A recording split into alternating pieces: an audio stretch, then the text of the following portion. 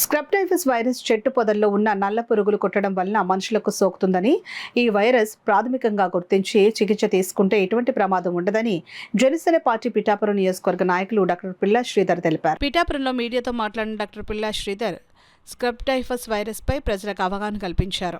అయితే చాలా మందికి ఏంటంటే ఎప్పుడైనా సరే జ్వరం వచ్చినప్పుడు బాగా ఎక్కువ జ్వరం వచ్చేస్తుంది, ఒళ్ళు నొప్పులు వచ్చేస్తున్నాయి, తలనొప్పి వచ్చేస్తుంది అంటే మనకి డెంగ్యూలు ఎలా వస్తే అటువంటి నొప్పులతో పాటు జ్వరం వచ్చినప్పుడు ఒకసారి మీ శరీరాన్ని ఒకసారి తనిఖీ చేసుకోండి. అంటే దీంట్లో ముఖ్యంగా ఏమవుద్దంటే ఎక్కడైతే ఆ నల్లి కుట్టిందో అక్కడ దాన్ని ఎషర్ అంటారు అనమాట. అంటే ఒక స్కార్ ఉంటుంది, చిన్న కుట్టి దాని చుట్టూ చిన్న మచ్చలా ఉంటుంది.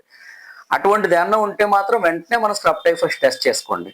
ఒక్కొక్కసారి కొన్నిసార్లు రొటీన్ టెస్ట్ చేసుకున్నప్పుడు 3 రోజులు జ్వరం తగ్గలేదు, రొటీన్గా మెడిసిన్స్ వాడాము, అయినా సరే మనం డెంగ్యూ, మలేరియా, టైఫాయిడ్ ఏవైనా చేసుకుంటే అవి ఏం నెగిటివ్ వచ్చాయి ఆర్ పాజిటివ్ వచ్చాయి, బట్ స్టిల్ మనకు వాటి మెడిసిన్ ఇచ్చిన తగ్గట్లేదు అన్నప్పుడు కూడా అనుమానం వచ్చినప్పుడు స్క్రబ్ టైఫస్ చేసుకోవడం, టెస్ట్ చేసుకుని లేదనిపించుకొని మనం ముందుకెళ్ళాలి.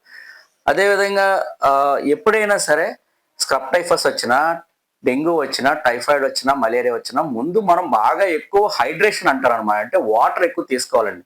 వాటర్, మజ్జిగ, బార్లీ, జ్యూసెస్ ఇటువంటి ఎక్కువ తీసుకుని బాడీని ఎప్పటికప్పుడు కూల్ చేసుకోవాలి.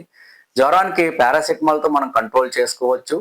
ఈవెన్ దో 2-3 రోజులు మనం సొంతంగా మన పారాసిటమాల్ వీటితో వైద్యం చేయించుకున్నా కూడా తగ్గలేని పక్షాన డాక్టర్ని అంటే ఫిజిషియన్స్ని కన్సల్ట్ చేస్తే వాళ్ళు అసలు ఏంటి ఏ రకమైన జ్వరం కనిపెట్టి దానికి వైద్యం చేస్తారు.